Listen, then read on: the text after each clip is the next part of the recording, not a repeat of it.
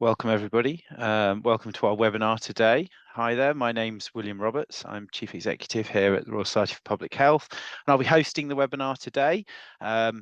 Just a few bits and pieces just before we start. There's around 500 or so people registered, so we'll give you a few minutes just to join, because it can sometimes be tricky getting onto Zoom and getting yourself set up. I hope you're well today and you've got yourself comfy with something to eat and drink for the next hour. During this presentation, if you've got questions, feel free to add them into the Q&A box, and we will try to answer as many as possible. We'll get through them. Similarly, if you're having any technical difficulties, my colleagues here will be able to help you by sticking those into the Q&A. We'll do our best. Today's webinar is being recorded and will be available afterwards to our members through our member area, so you can watch it again. I'm sure you'll probably want to. So in a moment, I'm going to hand over to our speaker. Our speaker doesn't really need any introduction. That's partly evidenced by the fact that so many of you signed up for today, but I'm going to give her one anyway, because, you know, what is it if not a little preamble into her talk here. So Professor Lucy Easthope is a leading authority on recovery from disaster. I could do an entire webinar just reading her biography alone. She has been involved in pretty much any major disaster and recovery over the last 20 years. She's had a really eclectic career. Like many people in public health, it hasn't necessarily been a linear career, starting off her career completely outside of public health and trading in an entirely different space. And that's one of the things we love here at the Royal Society. So I shall hand over to her in a minute, but other than her work in disaster in the UK and recovery, she's also globally known for her work and honorary positions at places such as the Joint Centre for Disaster Research at Massey University in New Zealand. She's a professor in practice and risk and hazard at the University of Durham. She's the co-founder of the After Disaster Network based in the Institute of Hazard, Risk and Resilience in Durham. She's also a professor in mass fatalities and pandemics at the Centre for Death and Society at the University of Bath, which I think has the greatest name for any university department in the world. If you're in the Q&A and you want to challenge that, please feel free to. And you probably also know her as the author of a number of publications, including her latest book, When the Dust Settles, Stories of Love, Loss and Hope from an Expert in Disaster, which is a Sunday Times bestseller. It's also a dead easy read. So I'd also say if you like a good read and you want something to get your teeth into, it's well worth getting and doing it. And I particularly like your taxi driver, Jay, and maybe you talk about him a bit later. So anyway, over to you, Lucy.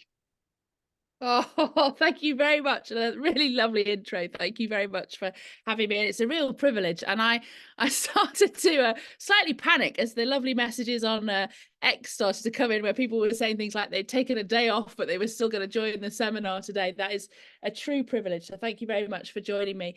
And also just to say, and I know we're going to put these into the chat, despite the roguish and anarchic elements to my presentations, there is always a kind of evidence base behind it. So I put all of the links that I talk to and the articles on my website, whatevernext.info. A lot of the backstory of me and why I'm so passionate about this is in When the Dust Settles. So please do spend a bit of time with that. I'm very happy to get you a PDF copy of The Recovery Myth, which is my academic monograph, and any of the reports that I refer to, basically. And one thing that I've been really privileged to do over the last couple of years, as we've kind of made sense of what's going on, is be invited as a guest on lots of different types of podcasts, everything from sporting podcasts, which came as a huge surprise to me, all the way through to kind of book podcasts and business podcasts. And those links are also on the website. So anything I say today, as I say, I do try and back up. I also sometimes have to actually maintain my professor status. So you have to try and do some academic writing, which I actually find incredibly difficult. I was much happier with the style of When the Dust Settles, but I do have to do academic writing, and my hat is tipped to anybody who, like me, struggles with it. And I'm really, really honoured and proud to be the editor of a special edition of the Journal of Public Health, which will also go into the chat. And this, it was such a privilege to just receive lots and lots of fast thinking and fast learning on public health practitioners' responses to being involved in this disaster. it is always a joy for me to get your questions, so that I want to make sure we've got some time for. Before I come to that, I think I have a few aims.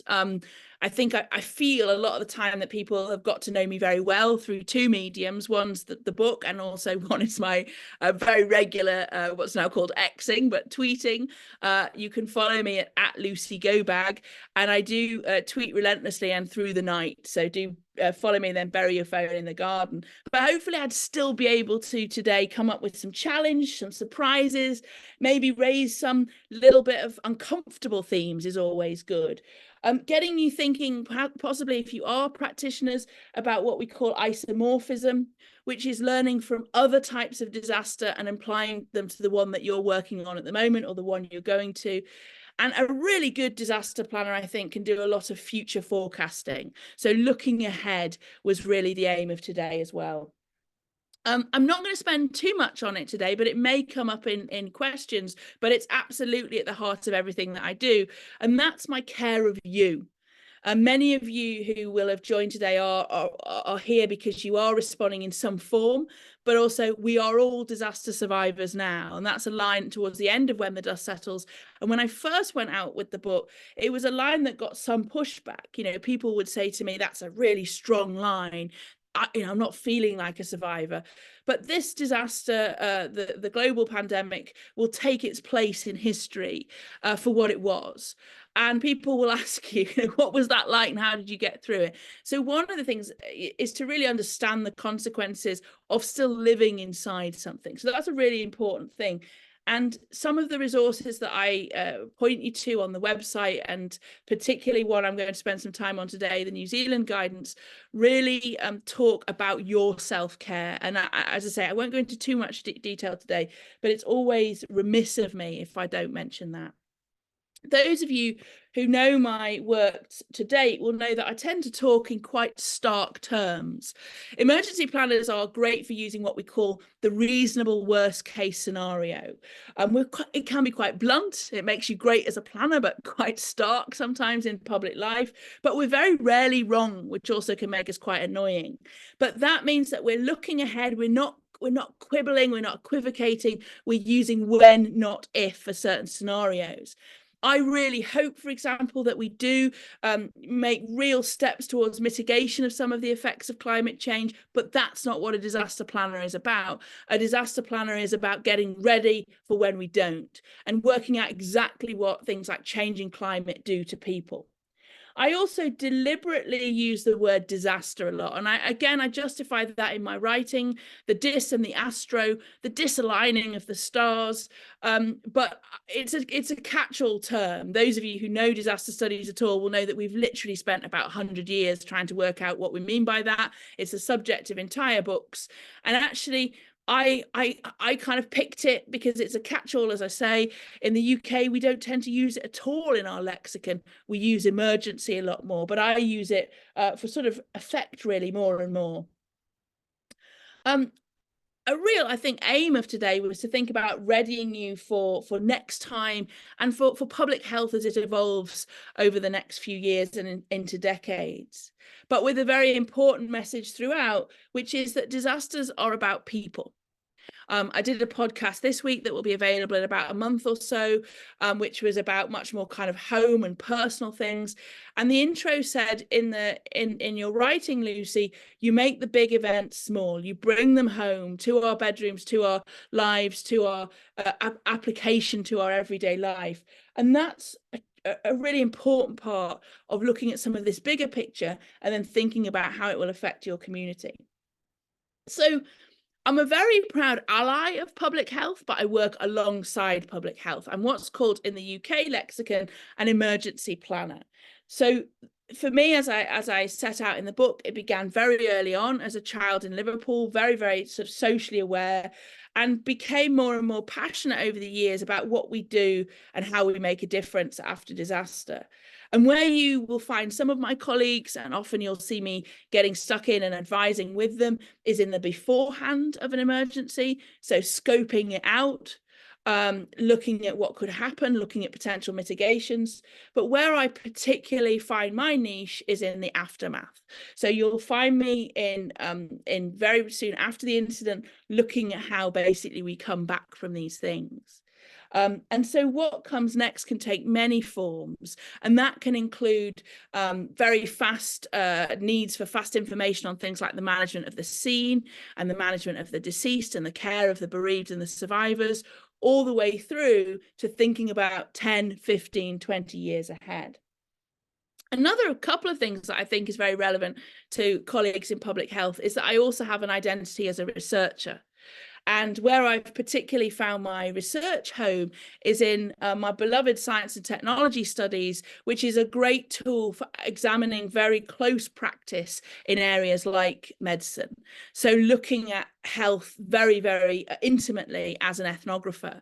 And one of the words that I love from that research world is bricolage, the French for odd jobs. And we use it in medical studies to examine the little tiny things that we do that easily get lost, that make huge difference sometimes in public and community lives. And that really seems to be very relevant today. My PhD is in medicine, and it was a 5-year study of examining up close the many different actors and partners, and obviously, of course, within that, the health partners, looking at the aftermath of a flood recovery in one particular South Yorkshire village. The other identity that I juggle more and more is what I call the wild card. You've got an extract of on the screen of the amazing New Zealand recovery guidance, and you're going to have a link to that in the chat. And the New Zealand recovery guidance puts on a pedestal the role of keeping wild cards in the recovery discussion safe. So allowing people to challenge what you might be putting forward as your post-disaster or during disaster strategy. And that's something that I do all of the time. You know, I'll come to do a seminar like this, and then I might do a call in an hour's time about an aspect of a new disaster that's unfolding, and is this the right way to play this? And where am I getting that wildcard kind of insight from? Often it's from this point that I make about isomorphic learning. It's about other disasters that have influenced me before. Okay, so I really, obviously we are still very much inside one disaster, and I was very drawn to John Ashton's book, Blinded by Corona. And one of the end points on that is really analysing how public health was perceived during the pandemic. And public health and emergency planning probably both shared the same kind of style problem, which was we were just too sensible. And our plans were just kind of on A4 paper, you know, kind of squashed tree, pulped down to look like a flat piece of paper with writing on. And what happens with leaders, and particularly kind of political leaders looking to be very popular, is that doesn't really look enough to cut it. And that's one of the challenges that I think we face going forward. Is I'm bombarded at the moment with what my wonderful colleague Matt Hogan, in his writing, and he's a planner for London Resilience, is what he writes about is the need to demonstrate the new fancy widgets. So we're in a widgets phase where the government will want to show the public that the next time will be even slicker and more exciting. I call it in my writing the Skyfall effect. Skyfall phase. You're waiting for sort of Daniel Craig as James Bond 007 to come over the hill with very impressive tech that will head off the next one. And that's a real danger that governments fall into. And you'll see more and more announcements along those lines. So one question is, you know, to challenge public health and say, what, you know, was it just that you weren't shiny enough? And that's no criticism. That's just an acknowledgement that both emergency planners and public health can sometimes have a very difficult time in response, because people are looking for a kind of Marvel movie effect. The other thing that I think we're struggling with at the moment is that we're not really being allowed any time to reflect. My wonderful colleague in public health, Matt Ashton, was, I think, the first person I heard to use it in a meeting, the term permacrisis. We're in a constant presence of both chronic disaster, social care, housing, poverty, inequality, disease, We've got the somewhere in between political crisis, conflict, and we've also got no notice incidents happening all of the time. We're also thinking about other big issues, climate change, the way people move about the world, migration. We're looking at changing community cohesion. And there's a particularly stark line in my book that traditionally after pandemics, the rioting and the pogroms start. And there's a sort of a lump in your throat that you're really hoping you're not right on that one. In public health, you will also see the kind of return of diseases that we believed we vanquished. So the measles, the scurvy, the things like incredibly poor oral health, and the child mortality rates, those kind of things, and infant mortality. But I thought what might be useful just for a few minutes is to get in my time machine and go back a little bit to the kind of things that emergency planners were worrying about when the Health and Social Care Act 2012 came into force in England. It's interpreted slightly differently in emergency planning terms in Wales, where I also advise. But one of the things that we were very worried that maybe was under-resourced and understood, misunderstood, you might say, was how much emphasis might be put on, particularly the Director of Public Health in a no-notice incident, and the huge expectations around things like areas of expertise. So even just last Friday, I was in an exercise where there were lots of questions coming in about the care of the deceased and the return of personal effects, both of areas that are specialisms of mine. And the chief executives in the exercise simply said, we will ask public health for their expertise. And one thing I would say is even amongst some of the very best public health clinicians, there will be gaps in knowledge, for example, around things like the care of the dead in a disaster. So one of the things we'd started to be very interested in by the time the Act was coming into play was what would be asked of public health in these emergencies and how much further than just health it went. And one of my dear colleagues who writes a lot about humanitarian needs and psychosocial needs in UK emergency planning had really started to challenge public health about whether they were ready for that part of the Act that also made them responsible for things like psychosocial health and the huge traumatic consequences we see with incidents. Soon after the Health and Social Care Act came into force, we saw an Ebola outbreak that caused global concern. And again, this is something that's got quite lost in some of the things like the COVID inquiry. I think sometimes I look back and these become very kind of lived experiences in terms of things like, where were you on that day? So my younger daughter was born during a lot of our planning for that. So I remember it very well because it was a real juggle. I also had a very large research grant to look into the forensic aspects of a no-notice disaster. And so I remember trying to juggle all of these things. And I was obviously not the only one juggling, because central government also delayed what was going to be Exercise Cygnus, our big flu exercise, from 2014 to 2016, because we were doing so much Ebola planning. One thing I think that's been missed in our ability to learn for next time is a lot of our Ebola planning, in fact, most of our emergency planning, if I'm honest, is at official sensitive classification or above.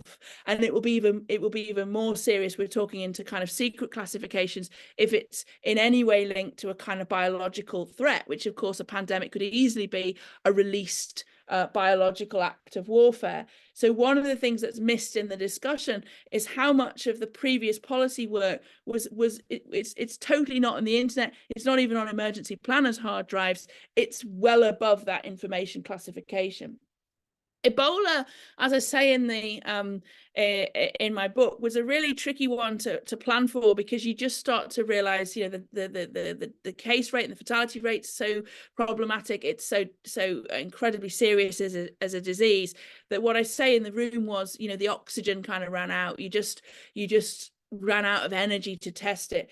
But it started to raise that we would need to be much clearer on things like school planning, quarantine planning, and whether we wanted to revisit things as this is all obviously now with an eye of hindsight, like using public health law more punitively. So for me, 2014 was a really important year. We then there's a number of other events that occur, but for me, in terms of my timeline, the role of public health in something like the Grenfell disaster was really a culmination of a lot of the fears that we had about public health readiness for emergencies. And I think what people don't always realize is that Grenfell is still a public health disaster. It has both physical consequences, but much more severely, very high levels of mental consequences. And there was also a number of other challenges with Grenfell. For example, the survivors associated the public health team and the director of public health with the council. So to this day, won't share information with the public health team. So the kind of models that we had for things like health surveillance were hugely challenged. And also, I don't think that people realize that it's probably more demanding now as a mental health disaster than it's ever been. And also that there's an ongoing respiratory concern that is supported at local level continuously, based on both the smoke at the time, but perhaps more predominantly a fear of the dust that was very present for months afterwards. Almost simultaneously, that Grenfell is starting to show its true scale. We also have the Novichok incidents in two main sites, but actually across parts of Wiltshire, in Salisbury and Amesbury.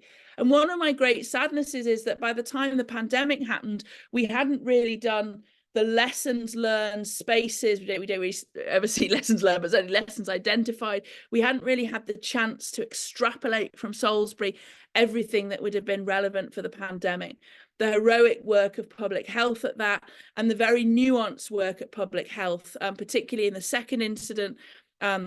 People required high levels of support from public health, and that's, although challenging for some, it's very beautifully captured in things like the BBC drama documentary about that process.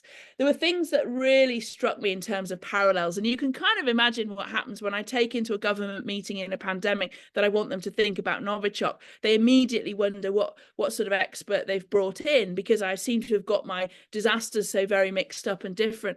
But there were huge parallels. One of the things was about who suffers first in these events. Often it's people who are already unequal in society and disadvantaged. The other thing that I looked at when I went in and reviewed was there'd been a lot of effort and a lot of ministerial interest in things like the daytime economy, but a neglect of the nighttime economy. And that's all of the kind of things that, if you go back 200 years, public health has been writing about. After those two disasters, the Association of Directors of Public Health put out some brilliant, useful guidance. If this is your area, I'll make sure it's in the chat. I can't remember if I sent those links through, but if I didn't, I'll make sure they're there. And they also put out some checklists. And in emergency planning, we love checklists for directors of public health. So a few reflections then as we get to this point. Sometimes I watch Britain give science and technical advice that is absolutely second to none. And I think sometimes where our scientists get their science and technical advice best is when it's the most deadly and fearful types of threat. There was a real clarity around the advice that we were given on Ebola. One of my first incidents was polonium in the early 2000s, and then Novichok. You just see this clarity of thought. I think it's often a lot harder to get very purified and specific technical advice with those bigger, thornier issues. Is a mobile phone safe? Is this quarry giving off an off gas? What's going on with this landfill? And at that point, I often watch those same scientists really struggle because the nuances and the messaging is so difficult. I also see, and I talk about this in the book, a huge difference between the exercising of the giving of scientific and technical advice and the reality. It's so easy to do it in an exercise. And in fact, it's so easy to look impressive in an exercise and just rattle it off. It's completely different in real life. And I really stress that in my writing. I think the other thing we'd started to really worry about by the time of Salisbury and then almost immediately going into the pandemic was that there wasn't always huge kind of sharing opportunities between UK emergency planning and UK public health. We would often catch each other by surprise. One of the things that I notice if I do joint training is that, quite rightly, and it's always good to see, public health will fill a huge notebook with notes, and that's always great to see, and that also might just be their style and their desire to learn. But also sometimes you can tell that some of the way emergency management is going to do things is coming as a surprise. That's got a lot better in the pandemic. The divide has been shrunk between the two areas of practice. Another observation was really about the role of the Director of Public Health in terms of things like advising on the best strategy for post-disaster trauma and trauma support. And we've sort of lost our way, I would gently posit, in the UK a little bit about what disasters do to communities. I've seen far too much, particularly as kind of political rhetoric has become about fixing these things and bouncing back from these things. I've seen a fundamental misunderstanding about how much harm disasters do to communities and how much the mental health process is completely undermined by the fraught and difficult legal aftermath. One observation that I had just watching, and I've been very familiar with the post office scandal for some time. If you're joining from outside the UK, that's a scandal that we've had in the way that postmasters in our post offices have been wrongly, falsely accused, was just this idea of how many people are walking around with basically state-inflicted harms being done to them. We've seen very high levels of illness in that population and very high levels of suicide. And so that sort of idea of wanting the disaster to be fixed, and you know, it has similarities to many of the other kind of chronic health emergencies that people are trying to live with. I will come back in questions to things like, you know, ways we can perhaps learn better if we ever will, and the kind of things that I've seen that have worked very well. And I think that's quite a challenging concept sometimes in disaster response, to do what we call celebrating good, to actually kind of list all of the things that I was very impressed by in the pandemic. And you certainly won't see an inquiry do that. I mentioned exercise Cygnus, and that did happen in 2016. And there probably isn't a day when I don't think about that exercise, because my specific role in that was to write and advise on some of the material around the death planning, which actually is one of those areas that's been incredibly strong as a response, as a public health response, exceeded all of our expectations. And I'll come back to that if people want to ask me more questions on that.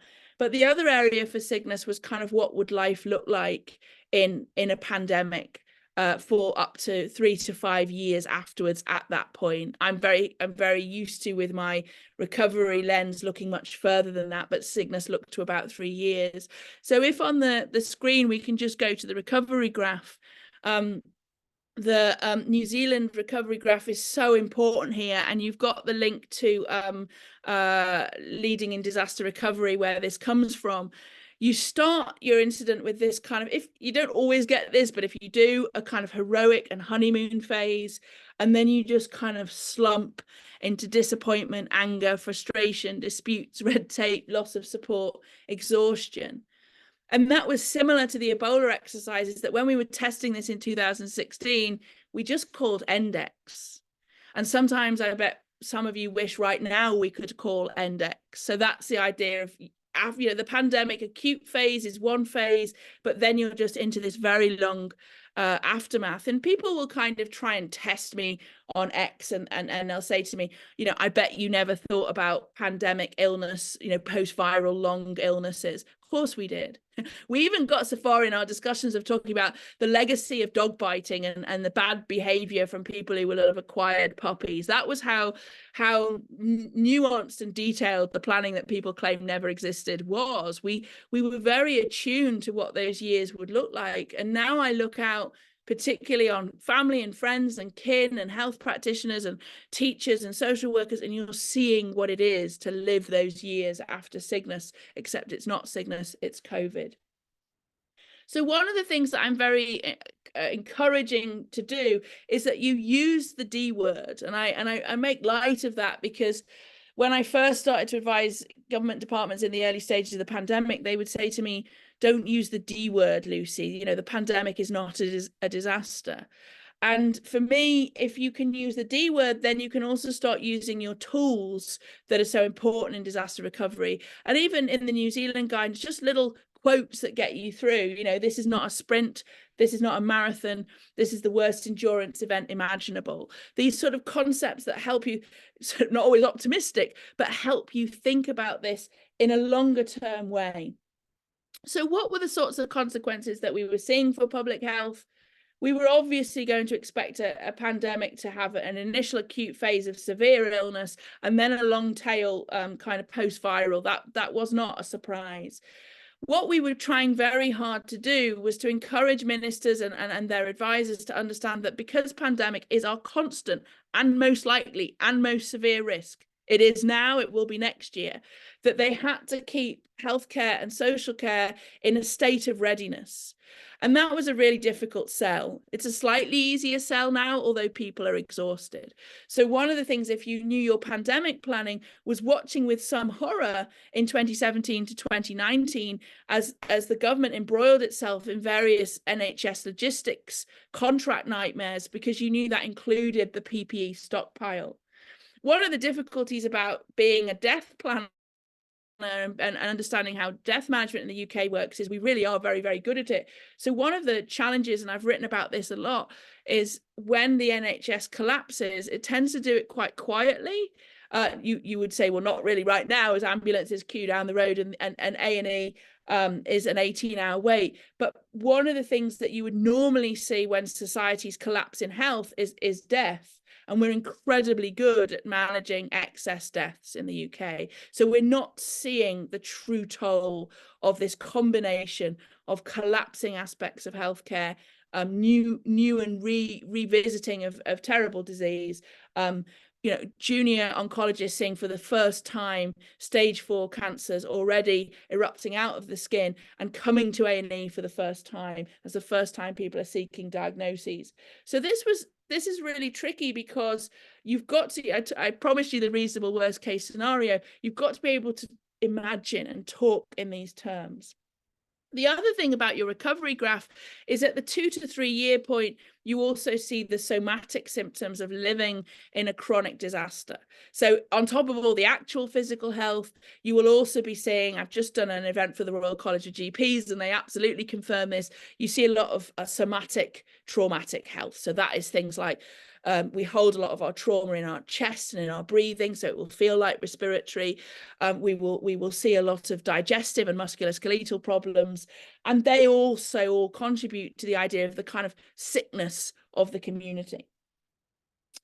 I mentioned before with the nighttime economy point, as public health, there was no better place to go. I was just talking to William about your libraries. There's no better place to understand who we leave out sometimes in a response, often negligently.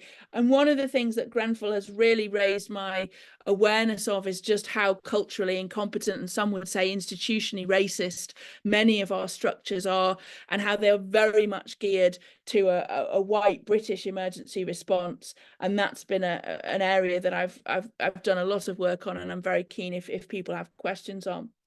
So in summary, we're in a period which is very difficult to live through, of what you would call kind of interregnum. We're between kings, not literally, but we're working in disaster recovery. The only hope that I ever have is that I get to see the build back. It's never grand and ceremonious and full of joy. It's little fragile moments of hope. And really, when the dust settles, has been all about the build back, but also the acknowledgement of just how difficult and painful this afterwards is. I couldn't use my platform here today. Obviously, I want you to be thinking about pandemics and other things, but I really do want you to take away some learning too about these no-notice disasters. We're just not ready for the public health consequences of all kinds of events, and they can be on a very small scale in terms of national noise, but something like a crime in a community can devastate them. And the loss, particularly of things like, it doesn't have to be of people, it can be things like school spaces, and the importance, as I write about in the recovery myth and in When the Dust Settles, of what we call the lifescape in human health. So that's all the important places, the schools, the chapel, the mosque, the working men's club, the women's group, all of these kind of things. And that is, for me, the only signs I sometimes have that a community is coming back. I mentioned looking after yourselves, and generally people drawn to areas like public health are very likely to suffer from what we call vocational awe. You genuinely, quite rightly, have been drawn to it from a place of compassion, but that does mean that you're officially rubbish sometimes at looking after yourself and your own burnout. So please do visit some of my podcasts on looking after yourself as professionals. I ended my Royal College of GPs presentation similarly. I think it's relevant to you. It is time to embrace in public health what I call Gandalf's ambivalence. All disaster planners wish these times had never come, but to borrow from J.R.R. Tolkien, so do all who live to see such times, but that is not for them to decide. All we have to decide is what to do with the time that is given to us. And what I would say, you are no better than, you are best placed than anybody in public health, nobody better, to be able to remind us that there are always times of turbulence and ill health and chronic injustice, and there will always be lantern bearers, i.e. you, guiding the way. Don't ask me for a purpose to any of this, there isn't one, and don't ask me for an end point, because there isn't one of those either. All that is left is to keep going, to believe that we are all worth saving and that this is all worth saving, to look inside ourselves and know that at this point we have more strength than we know. And I'll stop there for questions. Thank you, William. That's awesome. Thank you so much, Lucy. We'll just leave up some details there so people can just look at where they want to go to find out more and to get some of those things. And obviously the team will put into the chat some of the links that you've talked about throughout that. I mean, lots and lots we could go to, right? So much. We've got a few questions in the Q&A. So I'm going to start. I'll probably not do them in order because I think that there's sort of interesting things in there. I'm going to start with the question really, partly from what you've said, and also picking up on Alice's question from the chat. So, you know, this idea about we didn't have plans, there weren't plans in place, and my plans need to be more adaptable. Alice is currently developing a set of plans at the moment and is worried that they're not going to be adaptable to the local context and to different types of emerging diseases. What's your sense of this kind of message we're hearing that we didn't have great plans and we weren't ready for the pandemic? Yeah, it's a really interesting one. And I'd seen it, I think by the time of the pandemic, I was personally more ready to expect it because I'd also seen it play out exactly the same at Grenfell. So the government seemed to me, and this isn't a political point, it's just an observation, they seemed to prefer to take the hit that they hadn't planned than to take the hit, what are you doing? This is not what your planners told you to do. And some of the early podcasts, I did a wonderful one with my colleague at the Centre for Death and Society, John Troyer, and we'd literally been death planning for a pandemic for years. We'd been at thousands of meetings. And we just do this whole podcast on speculating on what it felt like to suddenly hear this message repeated across news organizations and in press conferences that there were no plans. And that had just sort of blown our mind, really, to the fact that this was going to be a problem. And with Grenfell, I think the same thing had happened. And I started to see this as probably quite a public, sort of a way to pacify the public. It's easier to think that there were no plans. There was something that I think the public had embraced in what you might call the honeymoon phase of the pandemic, that we were kind of all in it together and struggling through together and trust in our leaders as they came up with things. And that didn't fit the idea that this was very well organized and understood, but that certain very, what could be interpreted as very callous decisions had been made, for example, around PPE. I think the other things I started to notice very stable foundations of our disaster planning literally kind of get thrown over people's shoulders. And one of those, which was a real challenge to me, was in all our exercising prior to 2020, we'd used a lot of what we could call kind of ethical framework tools, triage tools, and almost immediately they were considered so toxic to discuss with the public that they were kind of removed from view, you know. And it was like there was a sort of understudy. We knew what the performance was going to be, and then suddenly on the night itself, they went, we're not doing any of that. We're just going to kind of riff some songs from The Greatest Showman. We're not going to do anything as we did. And for a while, I felt like I was going insane. And I know this was true with many colleagues, because you would watch advisors just kind of riff on ideas. And one of those very close to my heart was death planning. And this had been a Home Office work stream since 2004. And suddenly you saw the Cabinet Office kind of musing on it as a new thing. And you're like, but what about all the stuff you had before? They said, oh, if you've got stuff, scan it in and send it to us. And I think this is something that is a problem in emergency planning. It's linked to that point about the shininess. You know, is an A4 document really going to cut it? I think particularly leaders in crisis that have not been trained are very drawn to high tech and very drawn to shiny things. And this just didn't feel enough. And I've just noticed in my chat, my beloved Tracy's in there. I think Tracy had seen this in Salisbury as well, that, you know, was one amazing director of public health going to be enough? Surely they needed cavalry. And this is a very intoxicating idea. And one of the best things, I think this slightly fits with Woody's question that's coming up, in training leaders is trust in what can look like a very boring document. And it has got elements of fantasy. All emergency plans are fantasy plans, but trust in your planners. And that is, we still haven't got there. So that's the same issue for next time. We're still seeing the same issues with trust. And sort of building a bit on that issue of seeing the same issues, not really learning. I mean, you know, the other narrative that we see playing out, we've had a couple of questions about this, is the idea of equality and diversity in this. We knew that it was tough, you know, and that our systems weren't fair and our systems weren't equal. And you talked about the systemic racism of some of our systems, but I wondered if you wanted to elaborate a bit on how do we take a more appreciative and get better, because it wasn't a surprise to lots of people in public health that those who were poorest and those who were most disadvantaged by our system were those that suffered the most. But it did seem to take the nation by surprise. And what can we do to mitigate that in the future? Well, I think there's a few things, and I think one of them was genuinely, and there's a sort of more and more as I meet other, particularly actually public health colleagues from the early days, we've almost formed a kind of survivors network where we all share, and they're darkly humorous because they're not funny at all, the moments where you try to influence on exactly that point. So people would be in meetings and they would say things like, you know, well, we'll put in the health advice that people should go out into their garden at least twice a day. And we'd say, but what if you don't have a garden? And they would say, well, why don't they have a garden? And it was not from a place of cruelty. It was simply from sometimes it was from a place of cruelty, but other times it was simply from an unawareness. And I think it does become very relevant, the othering, and it does become very, very relevant who represents you in things like the Houses of Parliament, who represents you in select committees. You know, I don't want to be a wonderment, and I write a little bit, and I wrote more about it actually when I was a student. I went off to University of Bristol on a widening participation scheme, and you know, you can overstate it for comedic effect, but you're genuinely a novelty to some very, very wealthy and privileged colleagues. And not everybody, and there were other people who had come on those kind of that basis, but you were genuine. You know, I joked in some writing that I did as an undergrad. You know, there was genuine surprise. They were like, "Do you have cutlery where you come from?"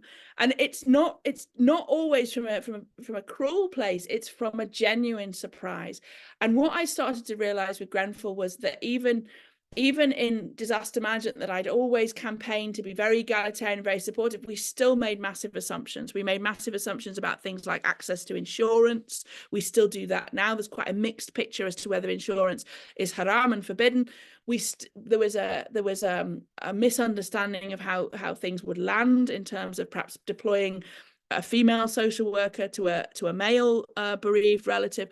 There was things that nobody was doing it to be deliberately obstructive, but we just didn't understand, and that has stayed with me. And one of the things, and I put myself above the parapet all the time, is challenging things that genuinely come from the heart. I think people think that when I say I'm wildcarding, I'm sat there challenging things that are so obviously corporate or about greed. And actually they're lovely ideas, but they will increase dependency. Or they're lovely ideas, but they're inherently racist. And that is something that I sometimes see now with people's perceptions of things like the Hillsborough Law. They think that the aftermath of disaster is inherently Machiavellian. But actually, sometimes people are suggesting lovely things, but they would be the second disaster. And people know me, know that one of my examples of that is I campaigned so loudly against the giving of donations of your secondhand goods. I'm a hashtag cash not stuff. And that's one of the areas that I get most trolling about. And it's not from kind of keyboard warriors. It will be from kind of lovely middle class groups going, why are you stopping us donating the thing we were going to drop to the charity shop to a disaster hit community in London? What's wrong with you? That's where I get most abuse. So one of the things is not just challenging what feels wrong, but challenging what feels right.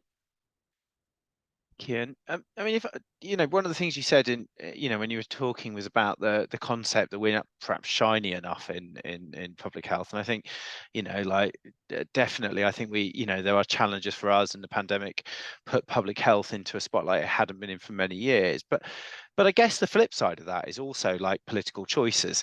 And I wonder to not necessarily just thinking about the pandemic, but thinking about all the disasters you've been in. How does political choice play out versus, if you like, doing the right thing by the plans? And at what point is it a political choice rather than just a pure best practice evidence base? You talked a bit about, in special, when it's highly deadly, people seem to go very much with the evidence, but when there's greater levels of variation, perhaps they Yeah. don't. What's your sense there? Yeah, and I think George has asked this sort of question as well, like this effect of politics, and the only one, and the only way I could answer that is to give an example. Really, the only one where we got to follow the plan exactly, which was a slightly different response, was the response, what we call Operation London Bridge, the response to the Queen's funeral. And it was like, it was so sacred, and there was so many constitutional elements, and it's so involved sort of chaps in palaces, that we were allowed to do exactly what we trained for, exactly what we'd written, and it was followed to the letter. And that tells you something. I mean, that's probably my 115th response in some form, and that was the only one where politics has not interfered. And I go there specifically in the book in relation to things like where the disaster is let's make it very small. Like I said, it's about individual loss of children and mothers and sisters, and yet it becomes incredibly political. And what we do is we lose the bereaved, we lose the mothers in that discussion. So the discussion that I'm talking about in the book is about when David Cameron is pressured as Prime Minister to use a military repatriation and make the lost children and the lost wives almost a symbol of state power. And that's hugely important. And there was no doubt that the first 12, 14 weeks of the pandemic was a lot of that was about show and about performing to the world. Grenfell was very similar. Often what people don't see behind the scenes is that other countries that might be at sort of diplomatic war with us will use our tragedies and our events to point score. So I think there was requests from Libya and Iran for several of our recent disasters to come and send human rights observers to observe how badly we were treating our citizens. So it was very important in the backdrop of Brexit and in a new election to show that Grenfell was really, really not an issue for central government. It was a major issue for central government, but that, it was sort of styled out, and that has become more and more of a problem. And one of the things that has an effect on is our ability to ask for help, ask for mutual aid, ask for Interpol, ask for additional support.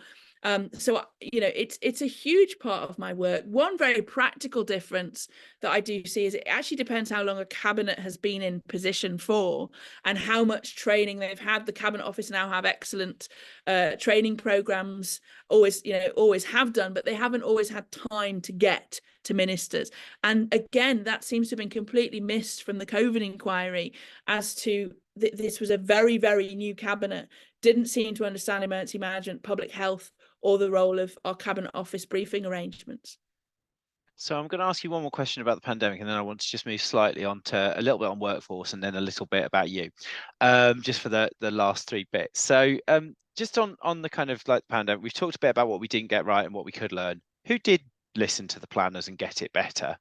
And where might we look around the globe for examples of people who've really used the emergency planners and disaster planners well? Yeah, it's a really interesting thing because sometimes in the commercial sector, you kind of find that the lessons identified approach is a bit more positive. And as I use the words that are quite challenging, I'm very aware that this is a situation where lots and lots of people have died and will continue to die. So you're using words like celebrating good, but what that means is, and again, I draw on my medicine studies, is you're looking for examples often of ex-novation. So things that either continue to work well, and I was chatting to a public health colleague who'd been seconded into central government surveillance, and I could have listened to them all day. So things like our surveillance, things like our internal structures, the bridging of the gap, like I say, between emergency planning and disaster planning. Some of the things that I don't think the public will ever really get an insight into that have stayed. So some of the joint working that we do, some of the surveillance that we do. In my line of work, there were huge sadnesses. One of the things that I'd done a lot of work on was, whatever the disaster, however consequential the disease, was making sure that people didn't suffer ambiguous loss, so that they would have still had the right to be with their loved one at the end of life. And we totally weren't able to deliver that.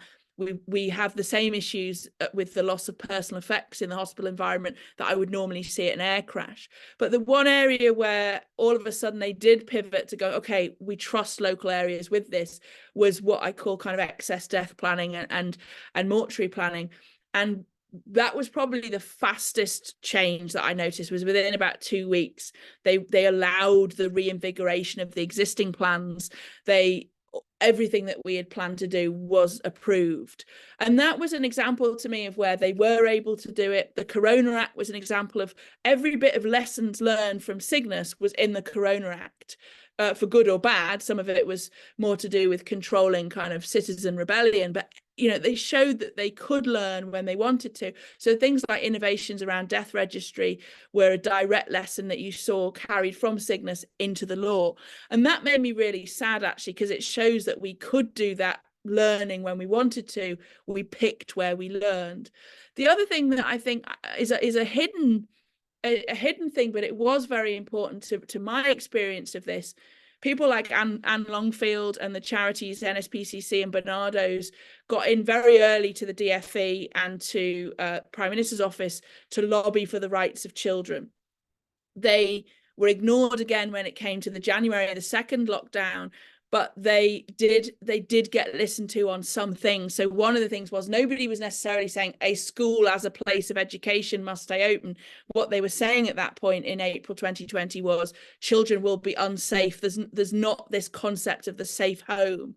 And it wasn't just schools, it was breakfast clubs. And, we saw sort of secret support almost for things like community teams to go out and work with already vulnerable young men and women in many of our seaside towns. So there was lots of little bits of innovative public health practice that are not being celebrated in the way they should.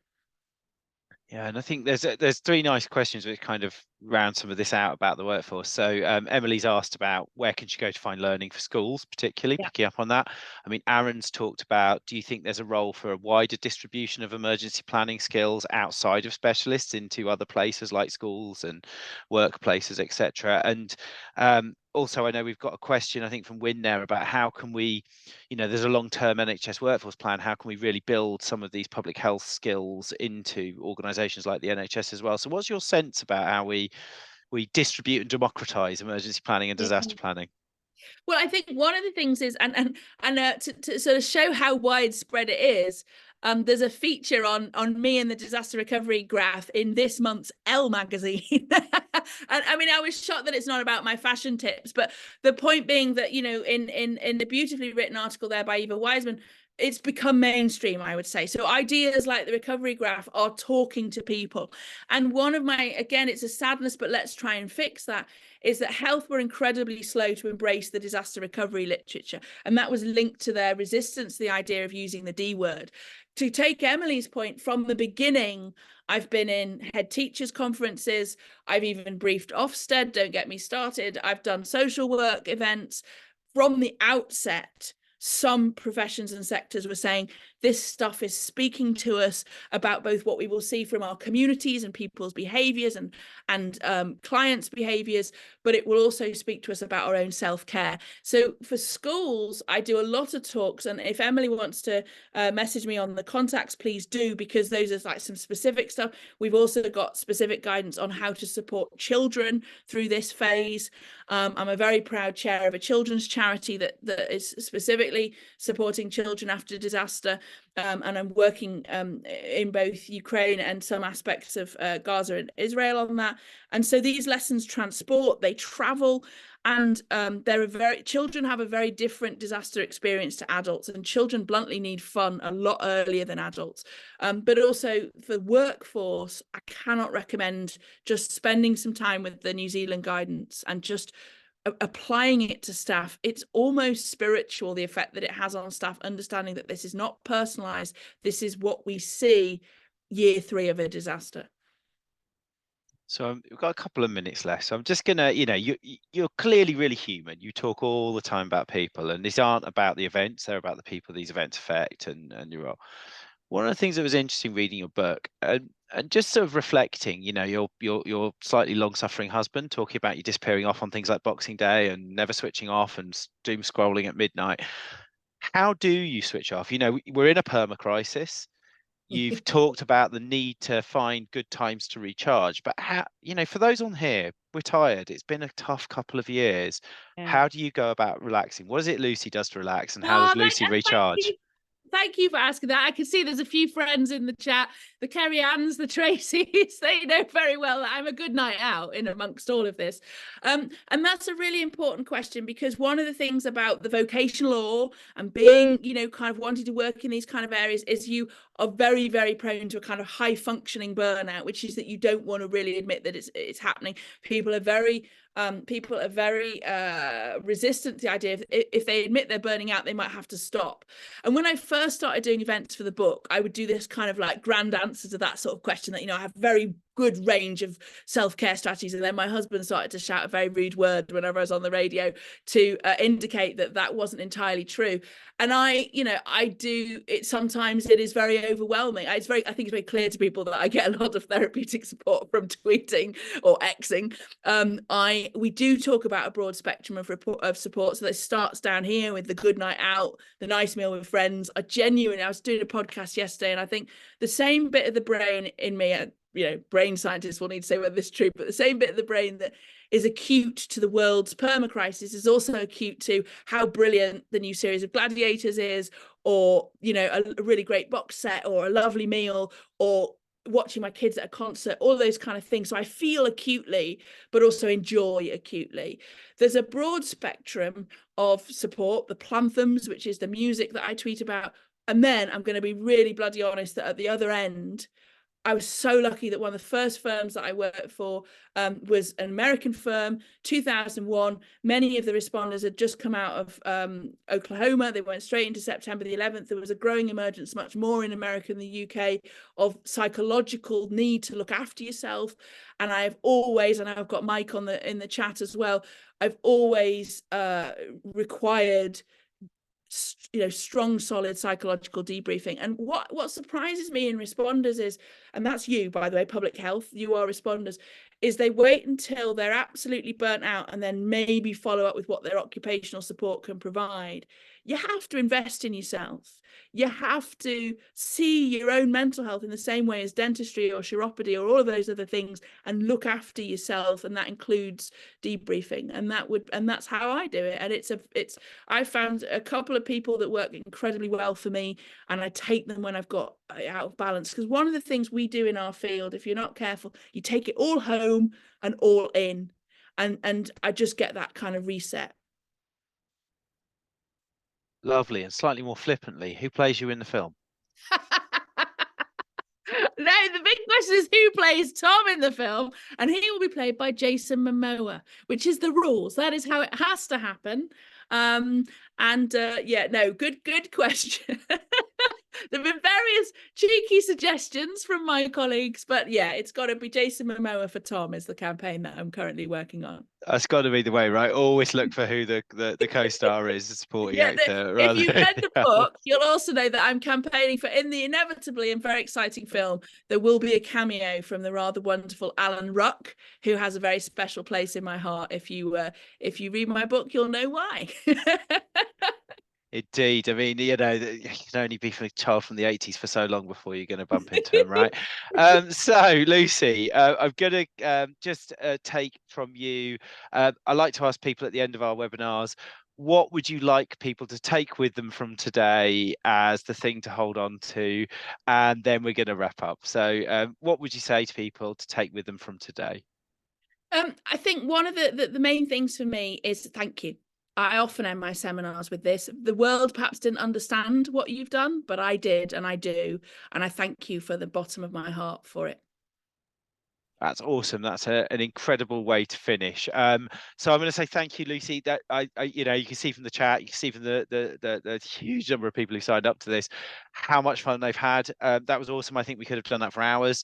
Maybe we just do this as like a regular thing, right? And then people can drop in. But awesome, been really great today. I'm just going to say thank you to the team here, who you can't see, but who've done a great job of keeping everything running smoothly. Thank you to all of the people who joined in. We've put into the chat all the links. If you're interested in watching this again, it'll be available in our members area. Please do go to our website. If you're not a member already, sign up. It's a great organisation to be part of. And once again, Lucy, thank you so much for today. Thank It's been an you. absolute joy. To the people on the webinar, thank you for coming in. I hope this has been a great way to spend your lunchtime today and has energised you as much as it energised me. And definitely getting behind Tom for Momoa hashtags. So if we can get that trending this afternoon, we've done something wrong. Anyway, thank you all so much. Have a great rest of the day. Speak soon. Thank you very much. Thank you, team.